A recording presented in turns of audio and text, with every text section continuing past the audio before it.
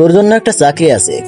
কোম্পানির বাইক, কোম্পানির ফোন, শুধু কয়েকটা ফোন কল করবি আর রিসিভ করবি, প্লাস কিছু জিনিস ডেলিভারি করবি। এমনকি মেয়েরা পর্যন্ত তোর সাথে কথা না বলে ঘুমাবে না। এই না তুই আমার বন্ধু, বল কি চাকরি যে এত সুযোগ পাবো? Pizza delivery. কি পিৎজা ডেলিভারি? আমি বিদেশ থেকে এত বড় ডিগ্রি নিয়ে এসেছি এই পিৎজা ডেলিভারির জন্য? দেখ দোস্ত, এখনকার সময় এই ডিগ্রি ফিগ্রিতে কিছুই হয় না, আর তোর ভালো একটা চাকরি পেতে কিছুদিন সময় লাগবে। এতদিন চলার জন্য তোর তো হাত খরচ লাগবেই। ঠিকই বললি। আচ্ছা, কবে থেকে চাকরিতে জয়েন করব? আমার বন্ধুর একটি পিৎজা হাট আছে, সেখানেই তোকে চাকরি পাইয়ে দেবো। ধন্যবাদ দিয়ে তোকে ছোট করব না বন্ধু। আমার এই বিপদের সময় তুই আমাকে সাহায্য করলি, আমায় এই ঋণ কখনো পূরণ করতে পারবো না। দেখ দোস্ত, তুই আমার জন্য কি করতেছস এই গ্যারেজের সবাই জানে, তাই এইসব ফালতু কথা বলবি না। এখন চল, তোকে আমার বন্ধুর দোকানে নিয়ে যাই। ঠিক আছে, চল। রাজু, গ্যারেজটা দেখ, আমি আসছি। ঠিক আছে উস্তাদ। আমি আর আমার বন্ধু পিৎজা হাটের দিকে রওনা দিলাম তার বাইক নিয়ে। আপনারা নিশ্চয়ই ভাবছেন যে আমি অনেক গরিব। আসলে তা নয়। আমার বাবা সেলিম হোসেন এই দেশের টপ 5 বিজনেসম্যানদের মধ্যে একজন। আমার নাম রাকিব হাসান রাজ। আমার এক ছোট বোন আছে, সে ইন্টার ফার্স্ট ইয়ারে পড়ে। আমি এতদিন বিদেশ থেকে লেখাপড়া কমপ্লিট করে আজ সকালে বাসায় আসলাম। বাসায় এসে দেখি আব্বু কিছু নিয়ে একটা কাজ করছে। আমাকে দেখেও কিছু বলল না, তবে এটা আমার অভ্যাস হয়ে গেছে। আব্বু বিজনেস ব্যতীত কিছুই বোঝে না। আরে তুই কখন এলি? এই যে আম্মু, এইমাত্র আসলাম। ভাইয়া, তুই এসেছিস? আমার জন্য কি আনলি? তোর মতো পেতনির জন্য কি আনবো রে? ভাইয়া, তুই না খুব পচা। আরে আমি তো এমনিতেই মজা করছিলাম। তোর জন্য অনেক চকলেট প্লাস বিদেশি আটা ময়দা সব এনেছি। সত্যি ভাইয়া, I love you. I love you my sis. তোদের ভাই বোনের খুনসুটি কখনো শেষ হবে না নাকি? আমি গিয়ে ফ্রেশ হয়ে আসি। দাঁড়া। আমি পিছনে তাকিয়ে দেখি আব্বু আমাকে ডাকছে। কিছু বলবো আব্বু? তোর শার্টে রক্ত কেন লেগে আছে? আমি আমার শার্টের দিকে তাকিয়ে দেখি যে এক কোণে রক্ত লেগে আছে। আমি তো এতক্ষণ খেয়ালই করিনি। তুই কি ব্যথা পেয়েছ নাকি? ভাইয়া ব্যথা পাবে? আসলে বলো, কাকে বা কাদের ব্যথা দিয়ে এসেছে?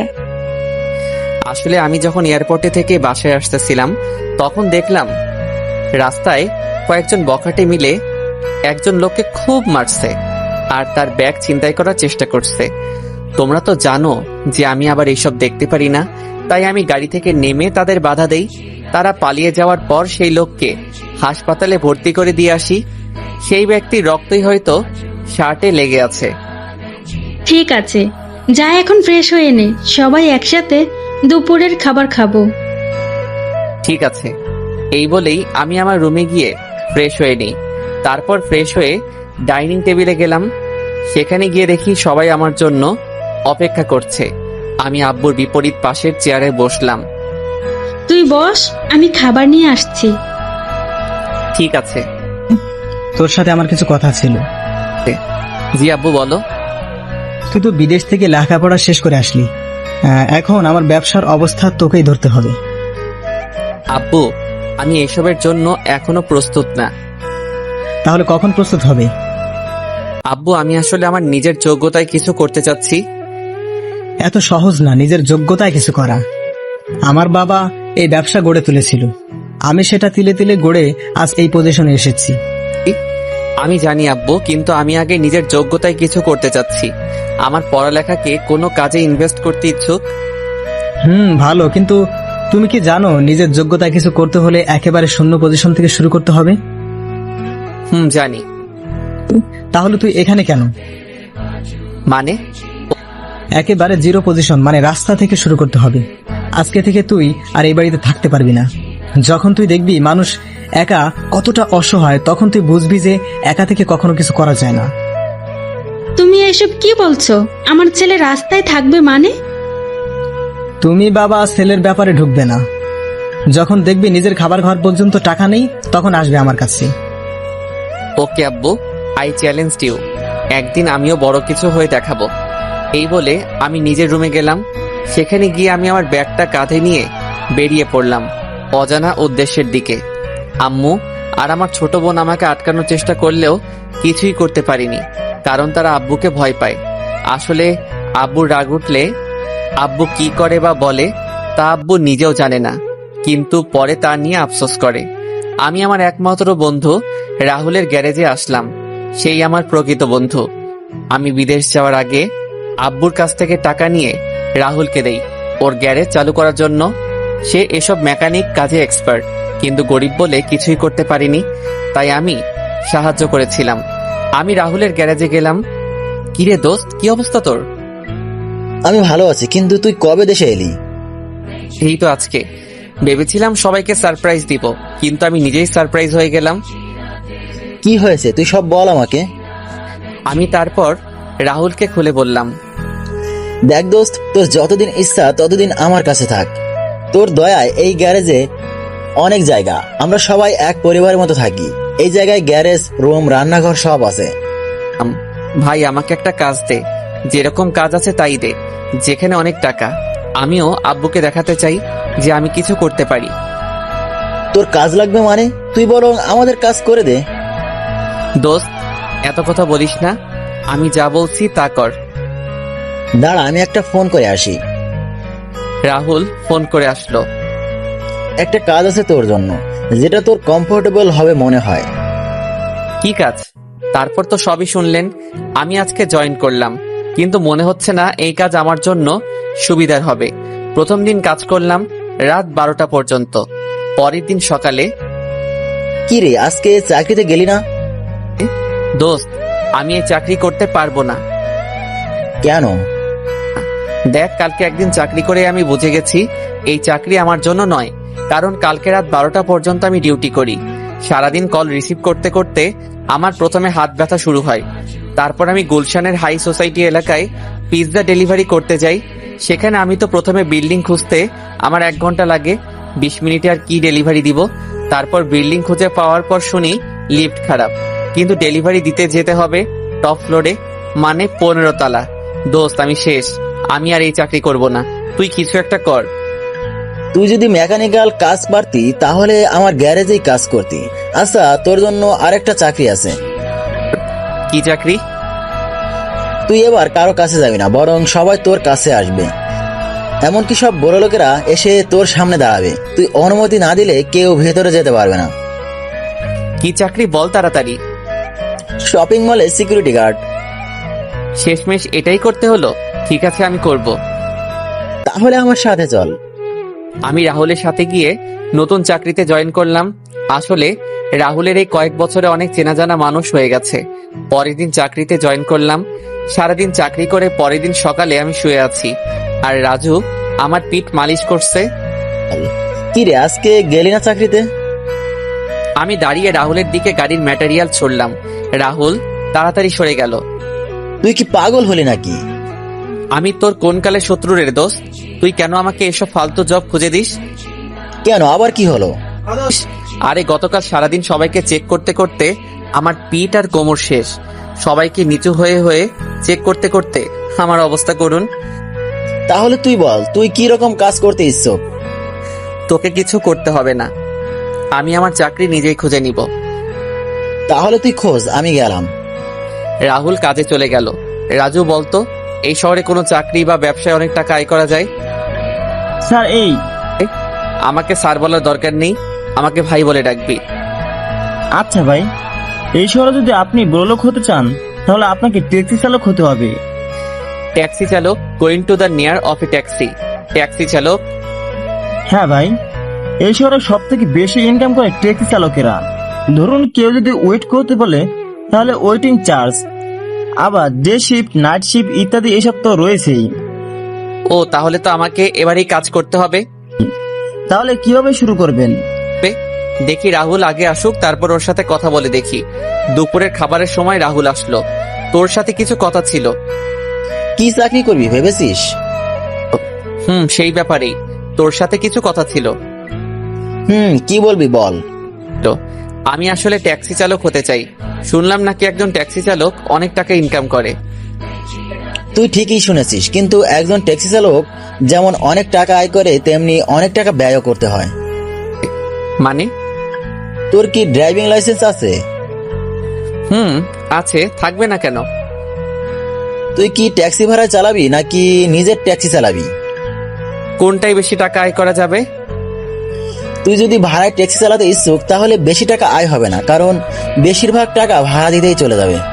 আর তুই যদি নিজের ট্যাক্সি চালাতে ইচ্ছুক তাহলে তোকে নিজের ট্যাক্সি কিনতে হবে এবং সেখানেই তোকে টাকা ব্যয় করতে হবে। আর কোনো খরচ নেই, শুধু তেল খরচটা তোকে দিতে হবে। আর তুই যদি ইন্স্যুরেন্স করে রাখিস তাহলে ট্যাক্সির অ্যাক্সিডেন্ট হলেও তুইও টাকা পাবি। তাহলে নিজের ট্যাক্সি চালানোটাই বেশি উপকার মনে হয়। তুই কি জানিস একটা ট্যাক্সি কিনতে কত টাকা দরকার?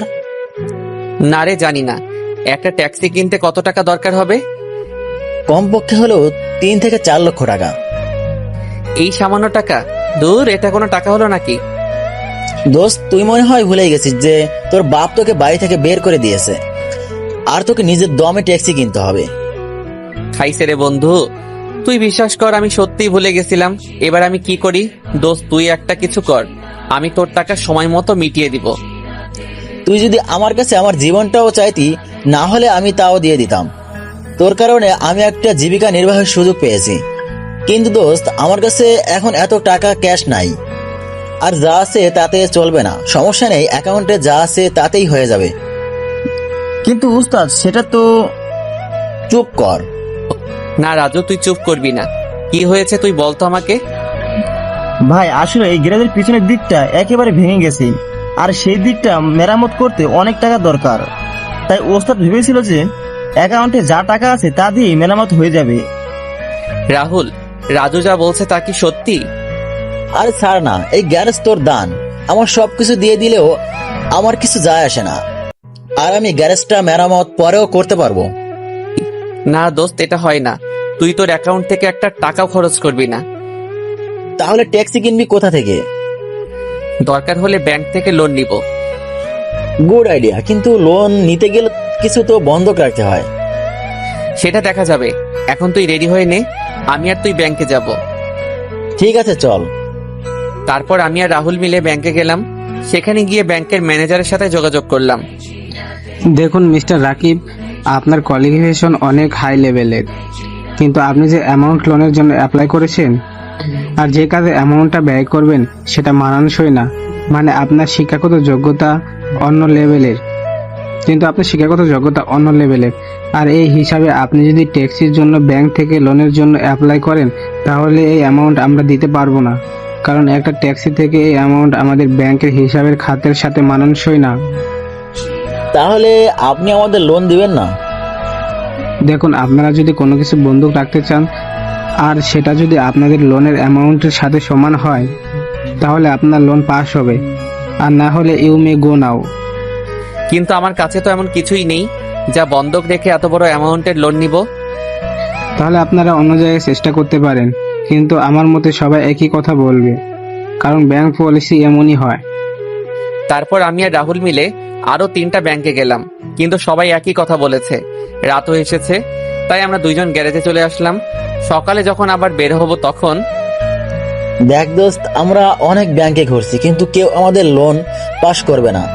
কিছু একটা বন্ধক রাখতেই হবে। আমি জানি বন্ধু, কিন্তু তুই তো জানিস যে আমার কাছে এমন কিছুই নেই যা বন্ধক রেখে আমি লোন আনবো। তোর কাছে নেই, কিন্তু আমার কাছে তো আছে। মানেটা হলো আমি আমার এই গ্যারেজটা বন্ধক রাখবো। তুই পাগল হলি নাকি? এই গ্যারেজটা তোর ছোটবেলার স্বপ্ন, আর তুই আজকে তোর স্বপ্ন এইভাবে ভেঙে দিবি? এই গ্যারেজটাও যে তোরই অবদান। এখন যদি তুই আমার থেকে হেল্প না নেস তাহলে তুই আমাকে আর বন্ধু বলে ডাকবি না। সবাই বলে টাকা দিয়ে সব সম্পর্ক টিকে থাকে, কিন্তু বন্ধুত্ব টিকে থাকে ভালোবাসা দিয়ে, আর সেটা তুই আজকে প্রমাণ করে দিলি। কথাটা বলেই আমি রাহুলকে জড়িয়ে ধরলাম। হয়েছে, এখন আমাকে স্যার ব্যাংকেও যেতে হবে। চল, আমাকে ফ্রেন্ড রিকোয়েস্টের সাথে মেসেজও দিতে হবে, না হলে রিকোয়েস্ট অ্যাকসেপ্ট হবে না। ফাও রিকোয়েস্ট দিয়ে লাভ নাই। তারপর আমি আর রাহুল মিলে অন্য একটা ব্যাংকে গেলাম। সেখানে গিয়ে ব্যাংকের ম্যানেজারের কেবিনে গেলাম। ম্যানেজার অন্যদিকে ঘুরে ফাইল দেখেছিল, তাই আমি তার মুখও দেখতে পাইনি। স্যার, আপনাদের ব্যাংকে একটা লোনের জন্য অ্যাপ্লাই করতে চাই। ব্যাংকের ম্যানেজার ফাইলে রেখে যখন আমাদের দিকে ঘুরে তাকায়, তখন আমি ম্যানেজারকে দেখে অনেক অবাক হয়ে যাই, কারণ এটা সেই লোক যাকে আমি এয়ারপোর্ট থেকে ফেরার পথে বাঁচিয়েছিলাম। সেও আমাকে দেখে অবাক হয়েছে, এটা তার মুখ দেখলেই বোঝা যাচ্ছে। আরে ভাই, আপনি? ম্যানেজার, আপনি কি রাকিবকে চেনেন নাকি? আরে তোকে ওই দিন বললাম না যে এয়ারপোর্ট থেকে আসার সময় এক লোককে ছিনতাইকারীর হাত থেকে বাঁচিয়েছিলাম, এই সেই লোক। ওহ, সেদিন আমি ব্যাংকের টাকা নিয়ে হেড লকারে যাচ্ছিলাম। সেদিন যদি আপনি আমাকে রক্ষা করতেন, তাহলে আমার চাকরিটাই হয়তো আর থাকতো না। বাদ দেন বিষয়টা, সেটা তো আমার মানবিক দায়িত্ব ছিল। আপনারা এখানে কি করে, কোনো কাজের জন্য এসেছেন? হ্যাঁ, আসলে আমার একটা ট্যাক্সি কেনার জন্য 3 লক্ষ টাকা লোনের দরকার, কিন্তু সব ব্যাংক আমাদের না বলে দিয়েছে, কারণ আমাদের কাছে তেমন কোনো জিনিস নেই যা আমরা বন্ধক দিয়ে লোন উঠাতে পারি। এটা কোনো ব্যাপার না, আমি আপনার লোন পাস করিয়ে দেব। কিন্তু কোনো গ্যারান্টি ছাড়াই আমাকে লোন দিয়ে দিবেন? যে ব্যক্তি একজন অচেনা মানুষের জীবন বাঁচাতে নিজের জীবন রিস্ক রেখে, সে আর যাই করুক না কেন, কোনো ঠকবাজ হবে না। আপনি শুধু এই ফর্ম আর কিছু কাগজের সাইন করে দিন, তাহলে আগামীকালের মধ্যে আপনার লোন পাস হয়ে যাবে। কি বলে যে আপনাকে ধন্যবাদ দিব আমি জানি না। আপনি আমার যত উপকার করেছেন, তার বিচারে আমার উপকার একেবারেই ছোট। আপনি শুধু লোন সময় মতো পরিশোধ করে দিবেন। সেটা নিয়ে টেনশন করবেন না, আমি সময় মতো সব লোন পরিশোধ করে দিব। তারপর আমি আর রাহুল ব্যাংক থেকে গ্যারেজে ফিরে আসলাম। দেখলি তো, ভালো মানুষের সাথে সবসময় ভালোই হয়। তুই একেবারে ঠিক কথা বললি। আবার এই দিক থেকে তোর গ্যারেজটা বেঁচে গেল। তাও ঠিক। পরের দিন সকালে আমি আর রাহুল ব্যাংক থেকে টাকাটা নিয়ে শোরুমে চলে গেলাম। তারপর রাহুল গাড়ির কোয়ালিটি চেক করে একটা উন্নত মানের কম দামি ট্যাক্সি প্রায় 3 লক্ষ টাকার মতো কিনে দিল। তারপর রাহুল আমার রেজিস্ট্রেশন আর সাথে যা কাগজপত্র আছে তা সব ঠিক করে দিল। আমার গাড়িটা ট্যাক্সি বললে ভুল হবে, ক্যাবের মতো। অনলাইন ওয়েবসাইটে আমার অ্যাকাউন্ট খুলেছি, এখন যে কেউ আমাকে মানে আমার ট্যাক্সিকে অনলাইনে বুকিং করতে পারবে। আমি একটা নতুন সিম নিয়েছি, সেখানে শুধু বিজনেসের ব্যাপারে কথা বলবো। প্রথম দিন ট্যাক্সি স্ট্যান্ডে গেলাম, প্রায় 2 ঘন্টা হয়ে গেল, কোনো প্যাসেঞ্জার নেই। এখন বুঝতেছি যে টাকা ইনকাম করা অনেক কষ্টের ব্যাপার। হঠাৎ একজন ছেলে প্যাসেঞ্জার আসলো, বয়স 30-এর মতো হবে। ভাই, কলেজে যাবেন? যাবো তো, উঠেন। তারপর প্যাসেঞ্জারকে ভার্সিটিতে রেখে আসলাম। এইভাবে প্রথম দিনে মোট 4 জন প্যাসেঞ্জার আমার ট্যাক্সিতে উঠেছে। সন্ধ্যার দিকে গ্যারেজে ফিরে আসলাম। না রে, সারাদিনে মাত্র 4 জন প্যাসেঞ্জার পেয়েছি, আর সারাদিনের ইনকাম মাত্র 670 টাকা। চিন্তা করিস না, আস্তে আস্তে সব ঠিক হয়ে যাবে। তাই যেন হয়। আমাদের কথা বলার সময় হঠাৎ আমার ফোন বাজা শুরু করলো। কিরে, কে ফোন দিল? বাসা থেকে নাকি? না, আমি তো আমার আগের সিম ডিঅ্যাক্টিভেট করে ফেলেছি আর নতুন সিম নিয়েছি, যেটা অনলাইনে বুকিং এর জন্য। তাহলে মনে হয় কোনো প্যাসেঞ্জারের ফোন, তাড়াতাড়ি তোল। কিন্তু আমি আজ অনেক ক্লান্ত, তাই আজকে আর কোথাও যেতে পারবো না। আরে হাদারাম, নাইট শিফটে অনেক টাকা আসে, সাধারণ চার্জের থেকে 3 গুণ টাকা বেশি।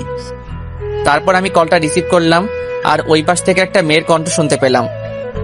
হ্যালো, আমার একটা ট্যাক্সি প্রয়োজন। কিন্তু এখন তো রাত 8টা বাজে, আর আমার শরীর অনেক ক্লান্ত। আপনি অন্য কোনো ট্যাক্সির ব্যবস্থা করুন। আপনি যত টাকা চান দেব, তাও প্লিজ আসুন। ঠিক আছে, অ্যাড্রেসটা বলুন। আসলে টাকার কথা শুনে রাজি হয়ে গেলাম। আপনি এঞ্জেল নাইট ক্লাবে চলে আসুন। ঠিক আছে, আধা ঘন্টার মধ্যে আসতেছি। এই বলে আমি রাহুলকে বিদায় জানিয়ে অ্যাঞ্জেল নাইট ক্লাবের উদ্দেশ্যে বেরিয়ে পড়লাম। আরো একটা কথা, আপনারা হয়তো ভাবছেন যে আমি বিদেশে থেকেও এই দেশের রাস্তাঘাট কিভাবে চিনি।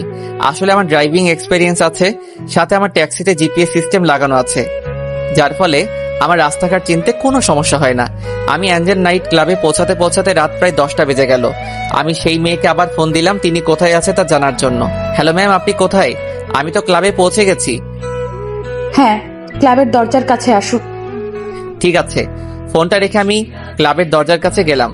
সেখানে গিয়ে দেখি এক রূপসী কন্যা বসে আছে, কিন্তু ফুল মাতাল হয়ে। আমি বুঝে গেলাম এই সেই মেয়ে যে আমাকে ফোন করেছিল।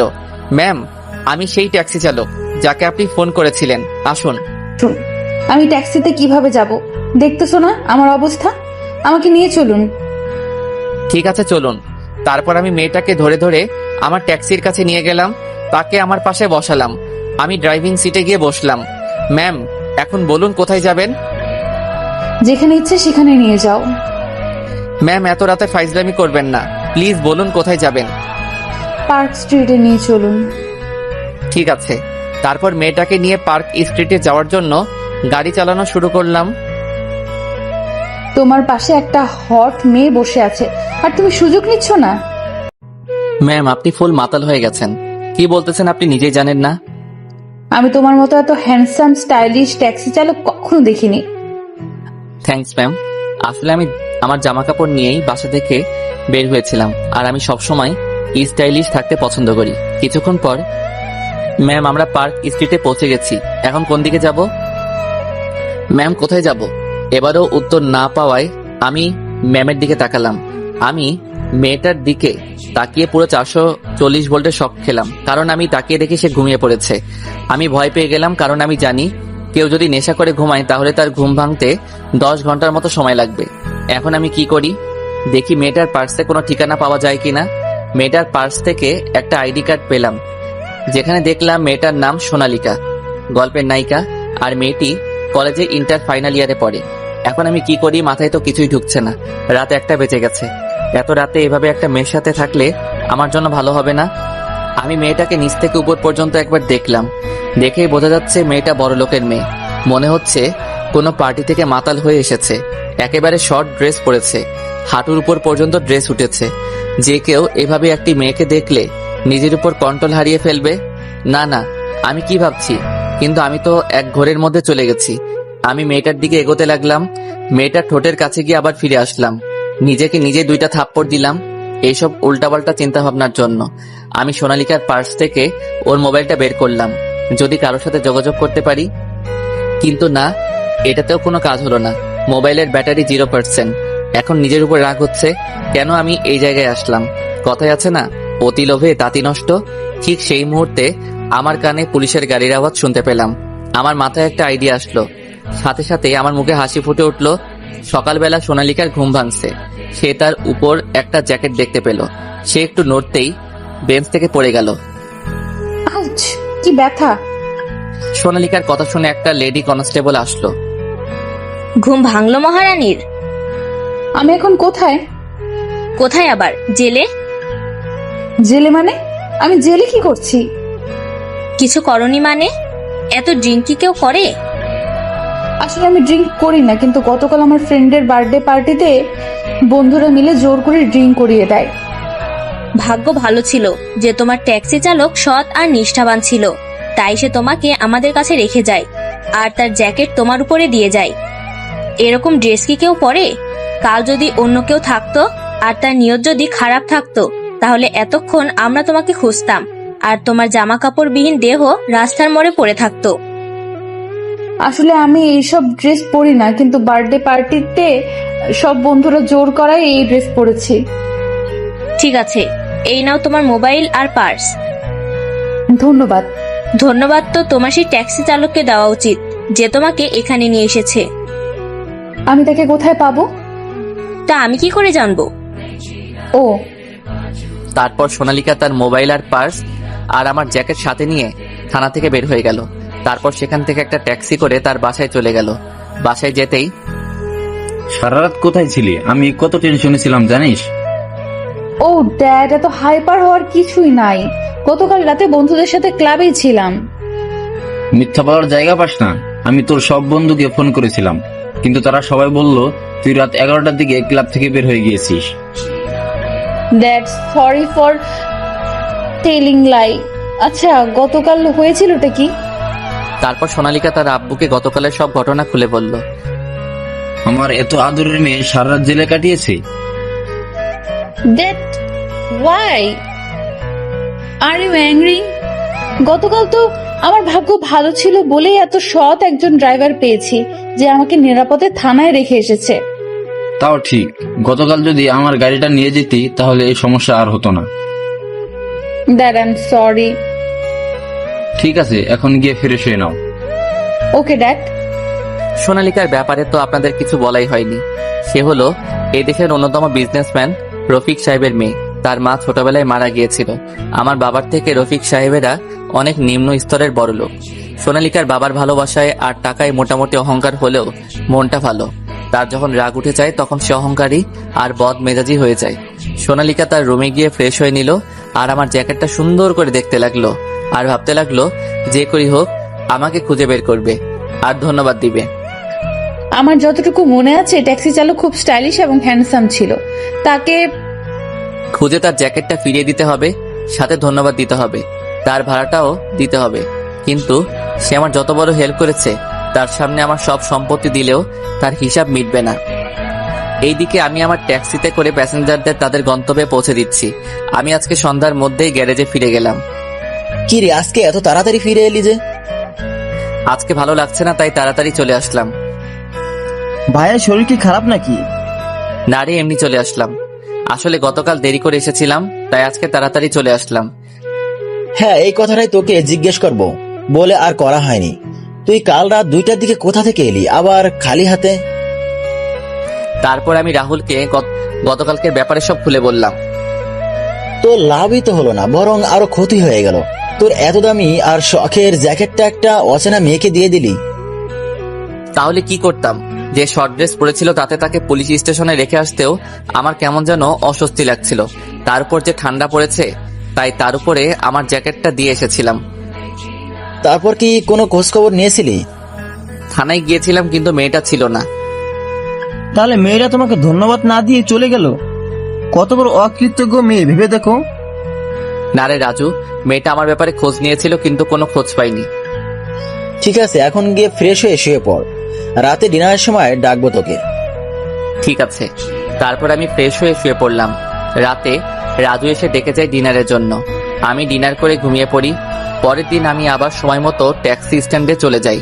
অন্যদিকে ভার্সিটিতে বুঝলি রে হিয়া, আমি যতক্ষণ পর্যন্ত এই ট্যাক্সি চালককে ধন্যবাদ না জানাই ততক্ষণ পর্যন্ত আমি ঠিক থাকতে পারবো না। তুই যে কেন বুড়ো ট্যাক্সি চালকের খেয়ালে ভাবছিস বুঝি না আমি। এই, তুই বুড়ো কেন বললি? তাহলে কি বলবো? ট্যাক্সি চালকেরা কি কখনো হ্যান্ডসাম হয় নাকি? কেন হয় না? আমি যার কথা বলতেছি সে অনেক হ্যান্ডসাম ছিল। মানছি আমি নেশায় ছিলাম, তবু আমার যতটুকু মনে আছে তাতে আমি বলতে পারি ছেলেটা ইয়ং, হ্যান্ডসাম এবং স্টাইলিশ ছিল। আর ওর জ্যাকেটটা দেখে আমি বুঝেছি ছেলেটা হয়তো বড় লোক হবে, কারণ জ্যাকেটটা অনেক দামি ব্র্যান্ডের ছিল। ঠিক আছে, তোর কথা মানলাম। এক মিনিটেই তুই তো আমাকে বলছিলি যে তুই সেই ট্যাক্সি চালককে ফোন কল করে ট্যাক্সিটা বুক করেছিলি। তাহলে তুই সেই নাম্বারে ফোন দে।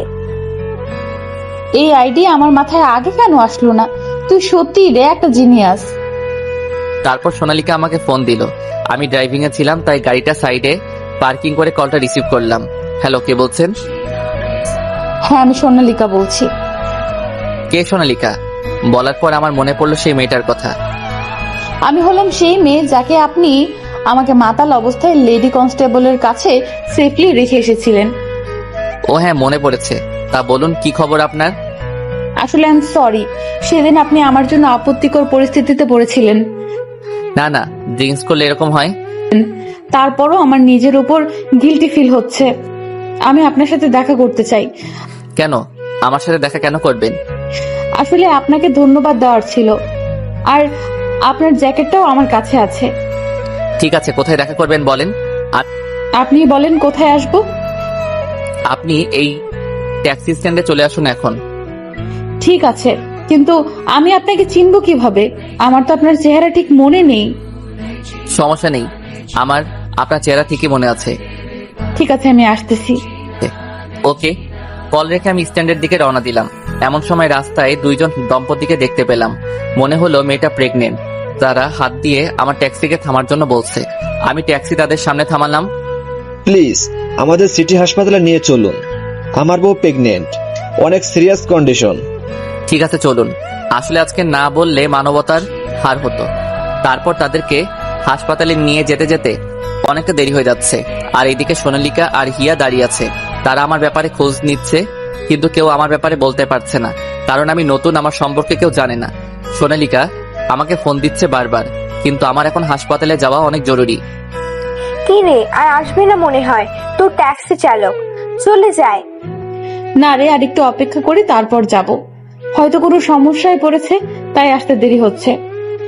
হতেও পারে, ঠিক আছে, অপেক্ষা করি। আমি তাদেরকে হাসপাতালে পৌঁছে দিয়ে স্ট্যান্ডের দিকে রওনা দিলাম। আমি স্ট্যান্ডের সামনে গাড়িটা পার্ক করলাম। আমি মোবাইলে দেখি মোট 35টা মিসড কল। কলের টাইম দেখে বোঝা যাচ্ছে প্রায় 1 ঘন্টা ধরে কল করেছে মেয়েটি। আমি সামনে তাকিয়ে দেখলাম 2টা মেয়ে দাঁড়িয়ে আছে স্ট্যান্ডে।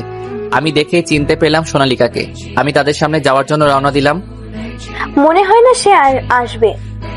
আমারও মনে হয়, চল এখান থেকে চলে যাই। চল।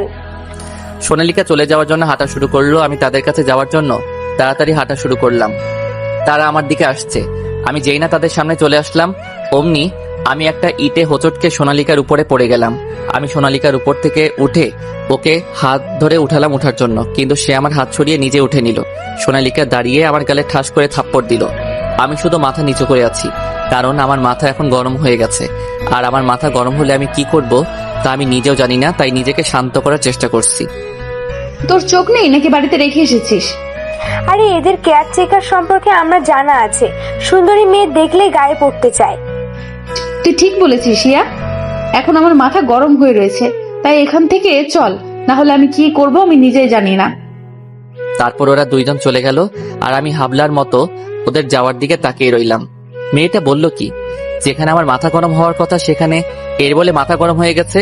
তারপর আমার মনে হলো কতক্ষণ ধরে মেয়েটা রোদে দাঁড়িয়েছিল, তাই হয়তো রেগে গেছে।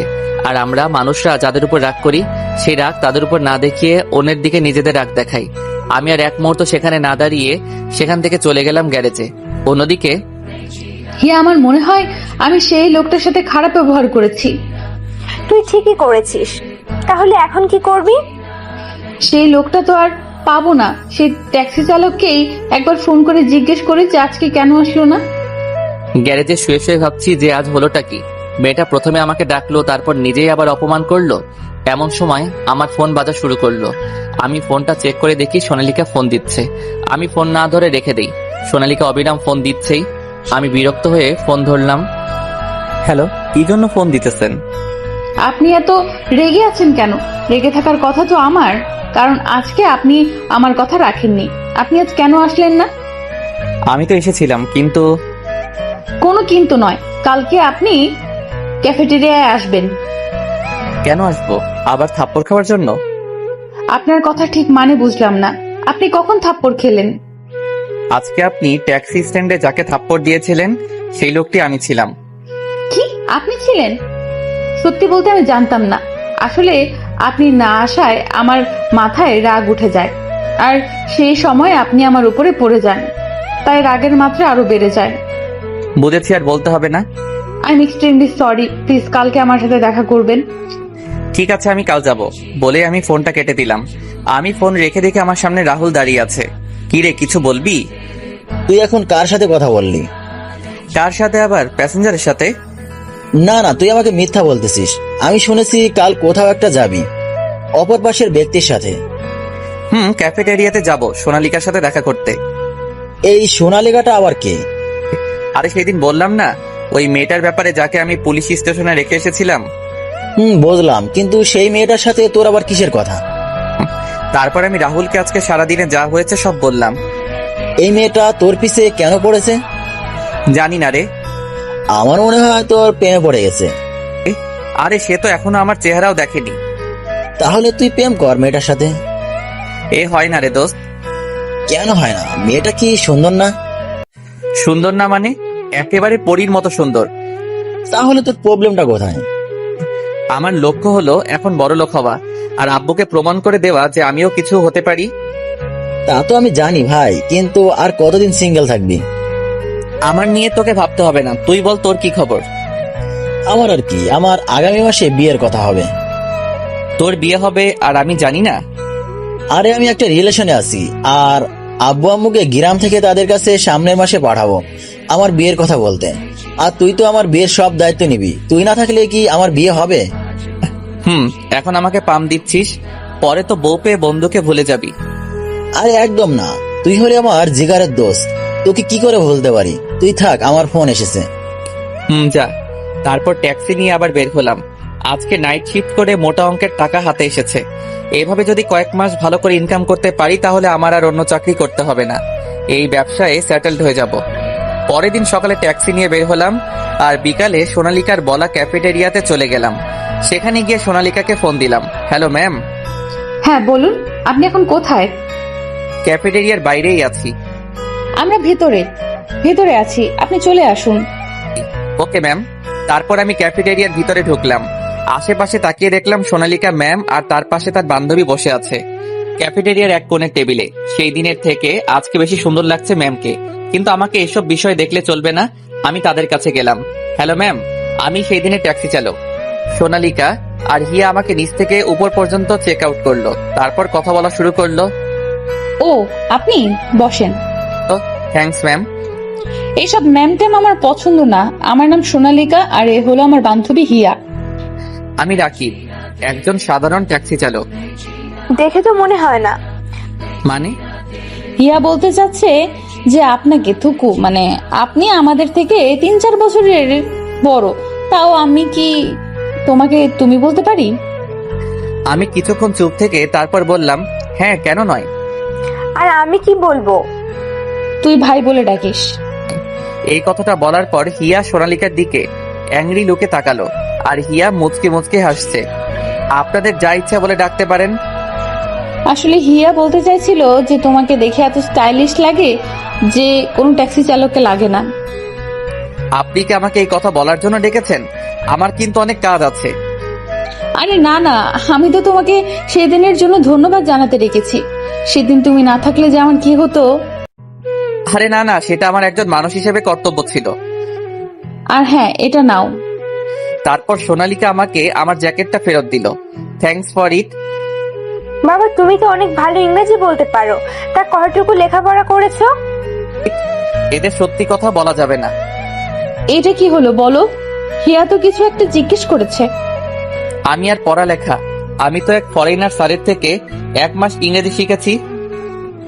1 মাসেই এত ভালো ইংরেজিতে কথা বলতে পারো? তোমার তো অনেক শার্প মেমোরি দেখছি।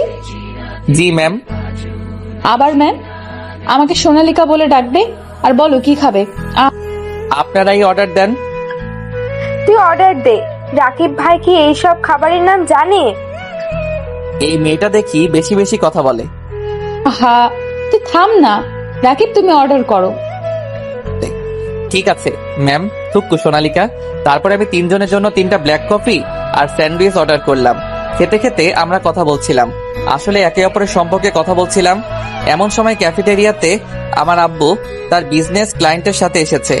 আব্বু আমার পিছনের টেবিলে বসায় আমি বুঝতে পারিনি, কিন্তু আব্বু আমার কণ্ঠস্বর ঠিকই চিনতে পেরেছে। সেই দিন আমি বাসা থেকে বের হওয়ার পর আব্বুরও মন খারাপ হয়ে গেছে। ঠিক মতো খায় না, ঘুমায় না। আব্বু ভেবেছিল যে এখন আমাকে বাসায় নিয়ে যাবে, কিন্তু আমাদের কথা শুনে সে কথা মাথা থেকে ঝেড়ে ফেলে দিল। তা রাকিব, তোমার বাসায় কে কে আছে? মা, বাবা আর এক ছোট বোন। তোমার বাবা মা আর বোন কি করে? বোন ইন্টার ফার্স্ট ইয়ারে, আম্মু গৃহিণী আর আব্বু। কথাটা বলেই আমি চুপ হয়ে গেলাম, কারণ এদেরকে সত্যি কথা বলা যাবে না। কি হলো বলো, তোমার আব্বু কি করে? আসলে আব্বু, কথাটা বলে আমি আবার চুপ হয়ে গেলাম, কারণ সামনের দেওয়াল পুরোটা কাচের, আর সেই কাছে আমি দেখতে পাচ্ছি যে আব্বু আমার কথা মন দিয়ে শুনছে। আমার মাথায় এক শয়তানি বুদ্ধি আসলো। আসলে ছোটবেলা থেকে আব্বুকে রাগাতে আমার অনেক ভালো লাগতো। কি হলো বলো? আব্বু আর কি করে, আমার ঘরে বসে বসে খায়, সারাদিন ঘরে বসে থাকে আর নেশা করে, বন্ধুদের সাথে বসে জুয়া খেলে। আর কি বলবো বলো? একটু স্যাড লুকে বললাম, কিন্তু ভিতরে তো আমি হাসছি। আর এইদিকে আব্বু আমার কথা শুনে তেলে বেগুনে জ্বলছে। তাহলে তো তোমার পরিবারের সব চাপ তোমার উপরেই।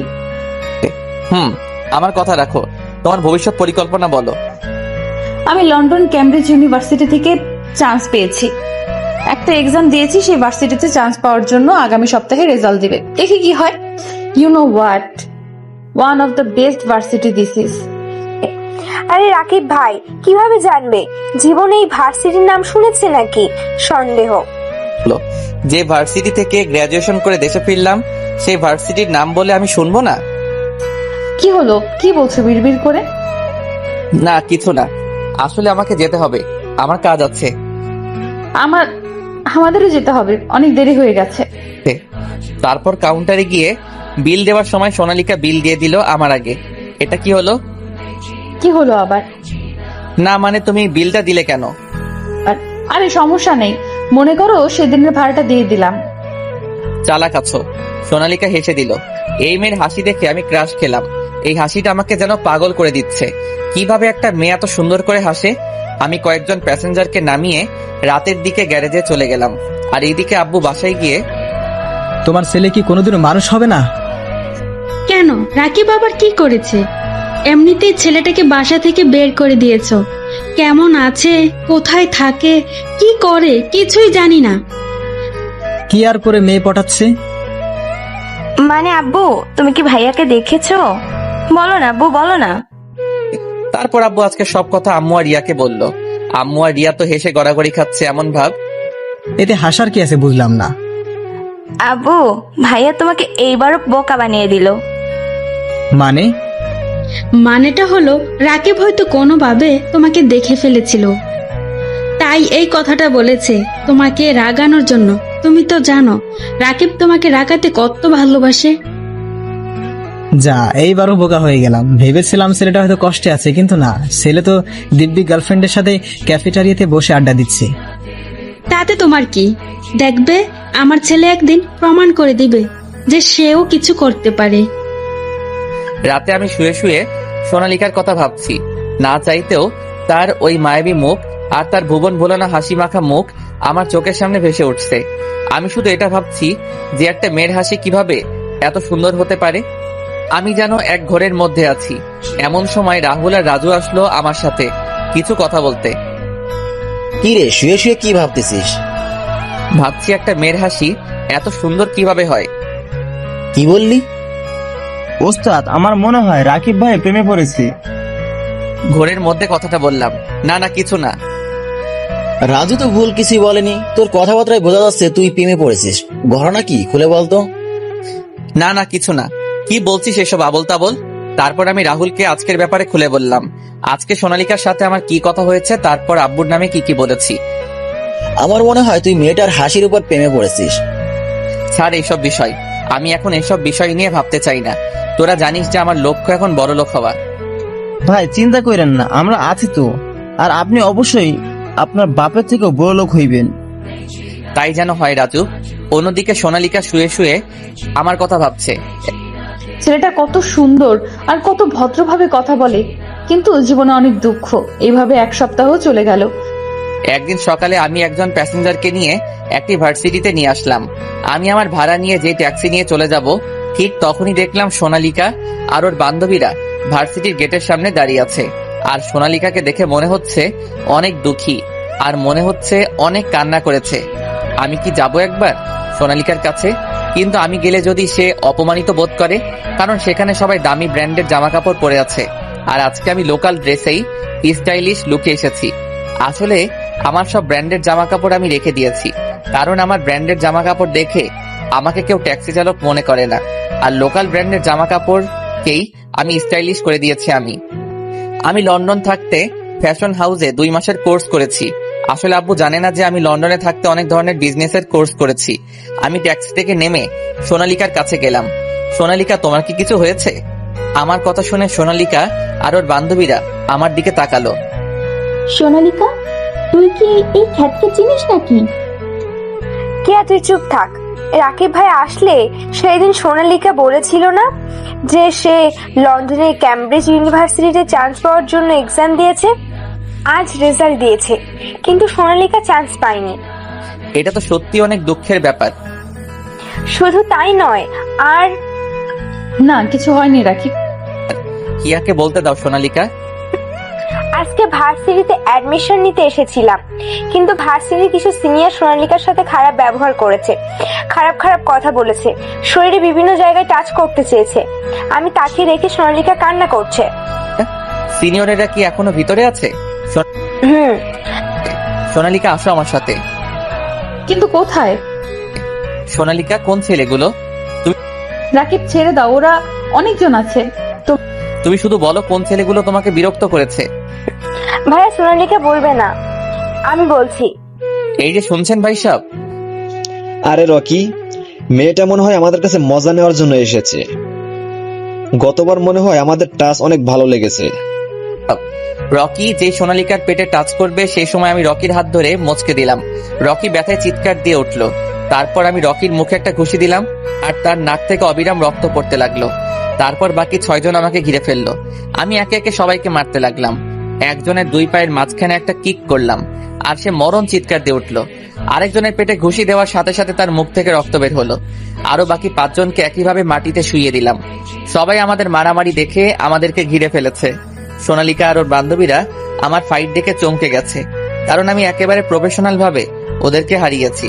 তারা তো আর জানে না যে আমি লন্ডনে থাকতে মার্শাল আর্ট, কুংফু আর নিনজা ফাইট সবকিছু ট্রেনিং নিয়েছি। এই ভার্সিটি এই এলাকার সবচেয়ে নামি দামি একটা ভার্সিটি। সব ভার্সিটিতেই র্যাকিং হয়, কিন্তু কোনো ভার্সিটির কারো অধিকার নেই কোনো মেয়ের সম্মানহানি করার। সবাই এখানে পড়তে আসে কোনো মেয়ের শ্লীলতাহানি করার জন্য না। এটাই কি আপনাদের এডুকেশন সিস্টেম? অনেক জোরে জোরে বললাম যাতে সবাই শুনতে পারে। সবাই আমার কথা শুনে মাথা নিচু করে আছে। আমি আর কিছু না বলে সেখান থেকে বেরিয়ে আসলাম। আমি যেই ট্যাক্সিতে উঠতে যাব ঠিক তখনই সোনালিকা আমার দিকে দৌড়াতে দৌড়াতে আসলো। তোমাকে অনেক ধন্যবাদ আমার সাহায্য করার জন্য। এটা তো আমার কর্তব্য ছিল। আমাকে তুমি এই নিয়ে 2বার সাহায্য করেছো। 2বারই আমাকে কেউ সাহায্য করেনি। তোমাকে ধন্যবাদ দিয়ে ছোট করব না আমি, কিন্তু আমি তোমাকে ডিনারের ইনভাইট করতে চাই। এ কোন মহাবিপদে পড়লাম! এভাবে তো আমি কখনো কাজে মনোযোগ দিতে পারবো না। কি হলো বলো? আসলে আমার সময় নেই, নিচু স্বরে কথাটা বললাম। সময় নেই বললে তো হবে না। আচ্ছা তুমি বলো তোমার কখন সময় হবে, আমি কিছুক্ষণ চুপ থেকে। আজকে তো ক্রিসমাস, তুমি একটা কাজ করো, তুমি গ্যারেজে আসবে রাত 8টার দিকে। গ্যারেজে কেন? দেখো আমার সময় নেই তোমার জায়গায় যাওয়ার জন্য, কিন্তু আমি যে জায়গায় থাকি সেই জায়গায় তোমার সাথে ডিনার করব। কথা হলো ডিনার করার এখন কেউ খাওয়ায় সেটা কোনো ব্যাপার না। এটা কিন্তু ঠিক না। আমি তোমাকে খাওয়াবো, ঠিক আছে অন্য সময় খাওয়াবো, কিন্তু তুমি গ্যারেজে থাকো কেন? আসলে আমি গ্যারেজে থাকি মানে আমার বন্ধুর গ্যারেজ, আর আমার পরিবার গ্রামে থাকে। তোমার টেনশন নেওয়ার দরকার নেই, কারণ গ্যারেজে আমার প্রাণপ্রিয় বন্ধু রাহুল আর আমার ছোট ভাইয়ের মতো রাজু থাকে। গ্যারেজ আমাদের কাছে কোনো 5 স্টার হোটেলের চেয়ে কম না, সেখানে গেলেই দেখতে পারবে। ওকে, আজকে দেখা হবে, বাই। কোথায় যাবে বলো, আমি ড্রপ করে দেই। আসলে আমি গাড়ি নিয়ে এসেছি। তোমার গাড়ি থাকতে তুমি সেই দিন রাতে ট্যাক্সি বুক কেন করলে? আসলে আমি বন্ধুদের সাথে গেলে গাড়ি নেই না, কারণ ড্রাইভার আব্বুকে সব বলে দেয়। কিন্তু সেদিন রাতের ঘটনার পর আব্বুর অর্ডার আছে, আমি যে কোনো জায়গায় যাই না কেন গাড়ি নিয়ে যেতে হবে। ঠিক আছে, রাতে দেখা হবে। ওকে, বাই। আমি ট্যাক্সি নিয়ে চলে গেলাম। সোনালিকা যেই না ওর গাড়ির দিকে যাবে ঠিক তখনই তার সামনে একটা গাড়ি থামলো। গাড়ি থেকে নেমে এলো এই দেশের টপ বিজনেসম্যানের মধ্যে একজন, সেলিম হোসেন। হ্যাঁ, আমার আব্বু নামলো গাড়ি থেকে। আসলে আমি আর সোনালিকা যখন রাস্তায় কথা বলছিলাম তখন আব্বু আমাদের দেখেছিল, কিন্তু এত দূর থেকে আমাদের কথা শোনা যাচ্ছিল না। তাই আমি যাওয়ার পর আব্বু সোনালিকার কাছে আসলো। তুমি রফিকের মেয়ে না? জি আঙ্কেল, আর আপনি নিশ্চয়ই আমার আব্বুর সবচেয়ে প্রিয় বন্ধু সেলিম হোসেন। আমি আপনার সম্পর্কে ম্যাগাজিন থেকে জেনেছি। তুমি তো দেখি অনেক কিছু জানো। তা তোমার সাথে ওই ছেলেটা কে ছিল? সোনালিকা এখন কি বলবে সে জানে না। আঙ্কেল, আব্বুকে প্লিজ কিছু জানাবেন না। আসলে সে একজন ট্যাক্সি চালক, তাই আব্বুকে আমার রিলেশনের ব্যাপারে কিছু বলিনি। কি ট্যাক্সি চালক? আঙ্কেল, আমি জানি আপনি হয়তো ভাবছেন যে আমার মতো বড় লোকের মেয়ে কিভাবে একজন ট্যাক্সি চালককে ভালোবাসে, কিন্তু আঙ্কেল ভালোবাসা তো আর টাকা দেখে হয় না, মন থেকে হয়। ঠিক আছে, যাও। তারপর সোনালিকা চলে গেল, আর আব্বু ভাবছে যে আমি একজন ট্যাক্সি চালক কিভাবে হলাম। এখন আব্বুর নিজেরই খারাপ লাগছে। আর অন্যদিকে সোনালিকা তার গাড়িতে বসে ভাবছে যে সে কি বললো একটু আগে। সে কোনো কিছু না ভেবে উল্টাপাল্টা বলল, তবে তার ভালোই লাগছে আমার ব্যাপারে এইসব বলে। সন্ধ্যার মধ্যে আমি, রাহুল আর রাজু মিলে গ্যারেজটাকে পরিষ্কার করে নিলাম, আর পুরো গ্যারেজটা বেলুন আর ফেস্টিভাল টুলস দিয়ে সাজিয়ে দিলাম। আর যাই হোক, একটা মেয়ে আসবে, নোংরা পরিবেশে তো আর ক্রিসমাস পালন করতে পারবে না। তবে ক্রিসমাস যতই খ্রিস্টানদের অনুষ্ঠান হোক না কেন, আনন্দ সবাই করতে পারে। রাত 8টার দিকে সোনালিকার গাড়ি গ্যারেজের ভিতর গিয়ে থামলো। আজকে সোনালিকাকে দেখে আমি পুরো ফিদা, কারণ সে একটা সাদা লেহেঙ্গার সাথে ম্যাচিং চুড়ি। কি যে সুন্দর লাগছে বলে বোঝানো সম্ভব না। মনে হচ্ছে একটা সাদা পরি গাড়ি থেকে নেমে আমার দিকে হেঁটে আসছে। আমি যেন এক ঘোরের মধ্যে আছি। আমার ঘোর কাটলো সোনালিকার ধাক্কাতে। কি হলো, এইভাবে কি দেখছিলে? কই কিছু না। তা আজকে আমাকে কেমন দেখাচ্ছে বললে না তো? মনে হচ্ছে একটা সাদা পরী আমার কাছে আসছে। কি যে বলো না, আমার লজ্জা লাগে না বুঝি? আর লজ্জা পেতে হবে না, এখন ভিতরে আসো। ঠিক, চলো, কিন্তু 1 মিনিট দাঁড়াও। তারপর সোনালিকার গাড়িটাকে ফেরত পাঠিয়ে দিল ড্রাইভারকে দিয়ে। গাড়ি পাঠিয়ে দিলে কেন? আজকে আমাকে তুমি বাসায় পৌঁছে দিবে। কিন্তু তোমার বাবা যদি রাগ করে? ড্যাড কিছুই বলবে না। আমি বলে এসেছি যে আমি আমার এমন বিশেষ ফ্রেন্ডের সাথে ক্রিসমাস সেলিব্রেট করতে যাচ্ছি যার কাছে আমি ফুল সেফ। এত বিশ্বাস করো আমায়? আবার জিগায়। তারপর আমি সোনালিকাকে রাহুল আর রাজুর সাথে পরিচয় করিয়ে দিলাম। সবাই অনেক আনন্দ করলাম। আমরা সবাই একসাথে ডিনার করলাম। তারপর রাত 12টা বাজতে কেক কাটলাম। হালকা ড্রিঙ্কসও করেছি। আজকে সত্যি অনেক মজা করলাম। রাজু আর রাহুল ঘুমাতে চলে গেছে। সোনালিকা আমার রুমে এসেছে। অনেক তো রাত হলো, চলো তোমাকে বাসায় দিয়ে আসি। কেন আজকে রাতে তোমার সাথে থাকি? ও সোনালিকা, আমি এত বোকা নই। কেউ এক গ্লাস বিয়ার খেয়ে এত মাতাল হয় না, আমি জানি। জানুই যখন আমার কথায় একটা প্রশ্ন দিবে। কি প্রশ্ন? তুমি কি আমাকে ভালোবাসো? এটা আবার কেমন প্রশ্ন? অনেক রাত হয়ে গেছে, চলো বাসায় দিয়ে আসি। আমি আমার প্রশ্নের উত্তর না পাওয়া পর্যন্ত কোথাও যাব না। এত জেদ তোমার? হুম। ঠিক আছে, তাহলে শোনো। I love you ever and ever. I love you so much. Will you be my dream girl for life long? Yes বলে সোনালিকা আমাকে জড়িয়ে ধরলো। হয়েছে, এবার ছাড়ো, বাসায় যেতে হবে। বলো। তারপর আমি সোনালিকাকে নিয়ে আমার ট্যাক্সি করে তার বাসা নিচে আসলাম। আমরা চলে এসেছি, নামো এবার। আজকে আমাদের রিলেশনের ফার্স্ট ক্রিসমাস, আর আমাকে তুমি মিষ্টি মুখ না করিয়ে বাসায় পাঠিয়ে দিচ্ছ। এত রাতে আমি মিষ্টি পাবো কোথায়? আগামীকাল খাওয়াবো। আমি আজই খাবো, আর মিষ্টি তো তোমার কাছে আছে। আমার কাছে কোথায় মিষ্টি আছে? তারপর সোনালিকা ওর ঠোঁট দিয়ে ইশারা করলো। ওরে এত চালাক তুমি! এতদিন তো জানতাম এই ডায়লগ শুধু ছেলেরা বলে, কিন্তু তুমি তা প্রমাণ করে দিলে। আমাকে আর কিছু না বলতে দিয়ে সোনালিকা তার ঠোঁট দিয়ে আমার ঠোঁট জোড়া বন্ধ করে দিল। এভাবে কতক্ষণ ছিলাম বলতে পারবো না। সোনালিকা আমাকে ছেড়ে দেওয়ার পর দুজনেই হাঁপাচ্ছি। মিষ্টি খাওয়া হয়েছে? সোনালিকা লজ্জায় কিছু বললো না, শুধু মাথা নাড়িয়ে হ্যাঁ বলল। তারপর সোনালিকা ওর বাসায় চলে গেল, আমি গ্যারেজে চলে গেলাম। এভাবে আমার আর সোনালিকার দিনগুলো কাটতে লাগলো। আমি ব্যাংকে লোন মিটিয়ে আবারও লোন নিয়েছি, কিন্তু 10 লাখ টাকা। আমি সেই টাকা দিয়ে আরো 3টা ট্যাক্সি কিনে ভাড়ায় দিয়ে দিলাম। এতে করে আমার অনেক লাভ হতে লাগলো। এইদিকে রাহুলের বিয়ে হয়ে গেছে। একদিন আমি আর সোনালিকা ক্যাফেটেরিয়াতে বসে আছি। রাহুল ভাইয়েরও তো বিয়ে হয়ে গেল। তো কি হয়েছে? কি হয়েছে মানে? তোমাকে এবার আমার বাবার সাথে কথা বলতে হবে আমাদের বিয়ের ব্যাপারে। দেখো, তুমি এত বড় লোকের মেয়ে, আর আমি একজন সামান্য ট্যাক্সি চালক। তোমার বাবা তো আমাকে মেনে নিবে না, তাই আমাকে বড় কিছু হতে হবে। তুমি থাকো তোমার বড় কিছু নিয়ে, আর এদিকে ড্যাড আমার বিয়ে নিয়ে কথা বলা শুরু করে দিয়েছে। না না, আমাকে আর কিছুদিন সময় দাও। আচ্ছা, আর মাত্র 15 দিন সময় দিচ্ছি।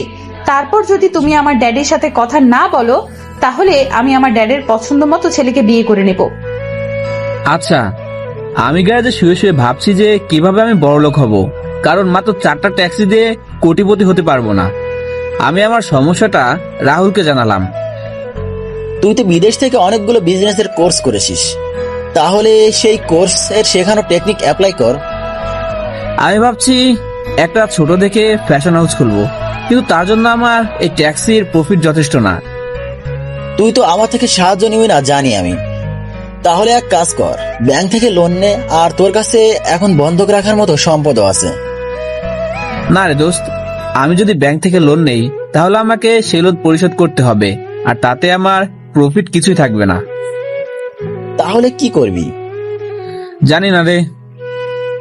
এক কাজ কর, আমি আর তুই একসাথে ফ্যাশন হাউস শুরু করি পার্টনারশিপে।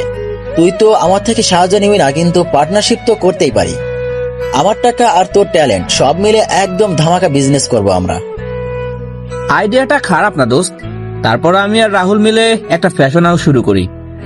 আমি আমার যে একটা ট্যাক্সি চালাতাম সেটা আমি ভাড়ায় দিয়ে দিছি। এখন আমি আমার পুরো মনোযোগ আমার নতুন বিজনেসে লাগাবো।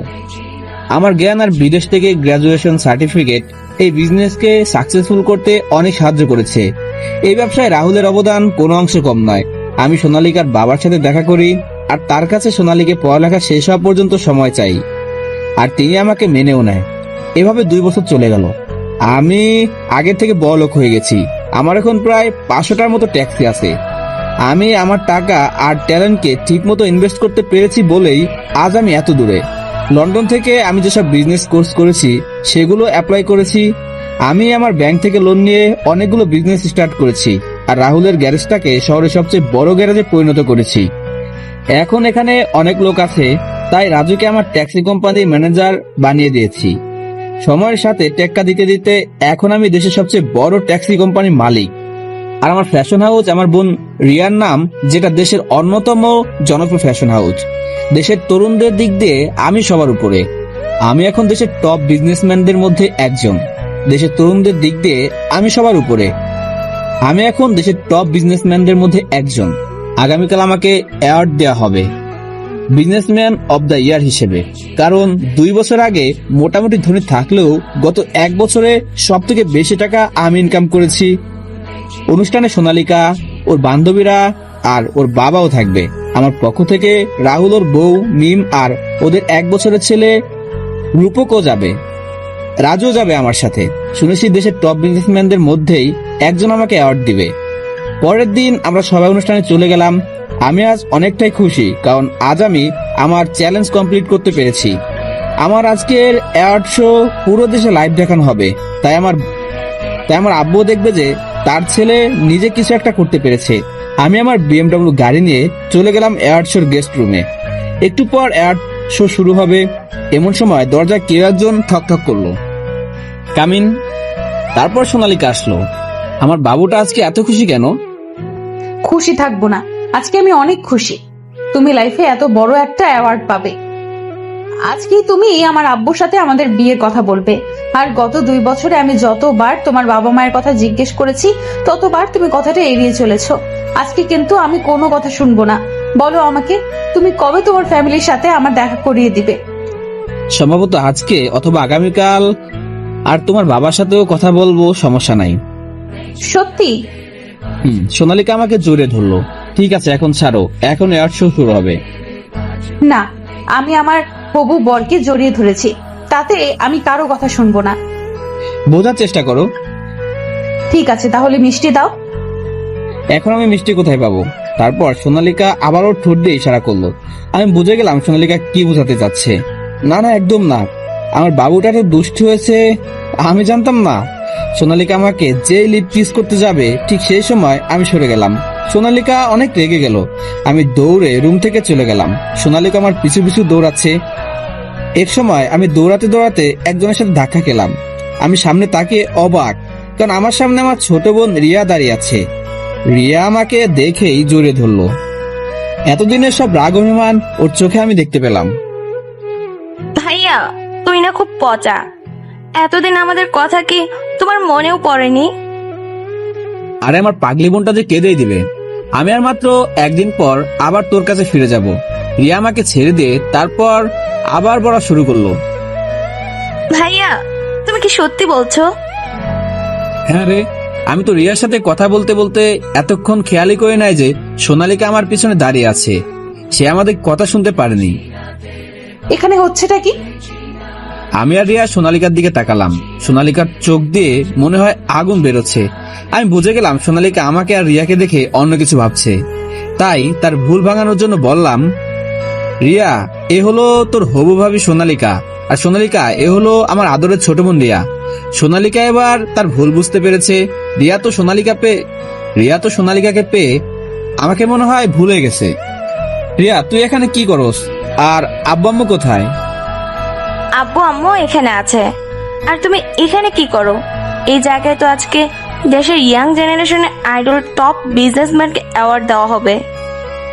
সেই বিজনেসম্যান আর কেউ নয়, তোমার ভাইয়া। সত্যি ভাইয়া?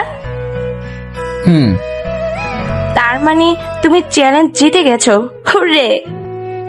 কিসের চ্যালেঞ্জ? পরে বলবো, আজকে সব জানতে পারবা। রিয়া, আব্বু আর আম্মু এখানে কি করছে? না না, আমি বলবো না।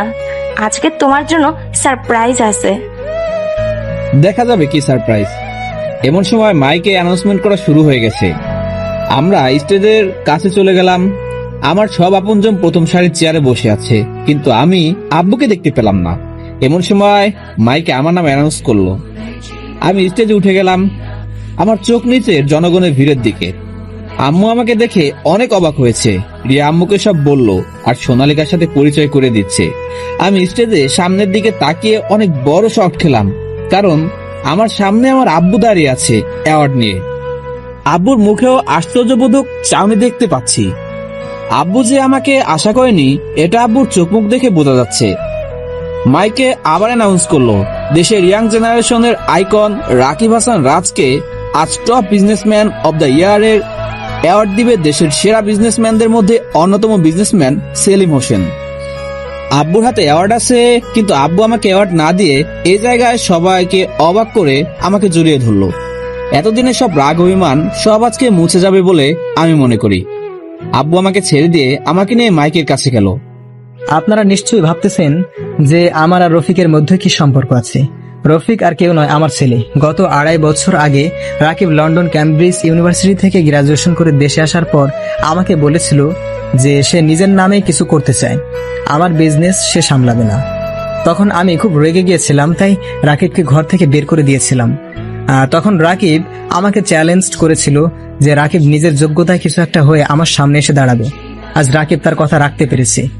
আজ 2.5 বছর পর সময়ের পরিবর্তনে আল্লাহ তাআলা আমার হাতে রাকিবকে অ্যাওয়ার্ড দেওয়ার সৌভাগ্য করে দিয়েছে।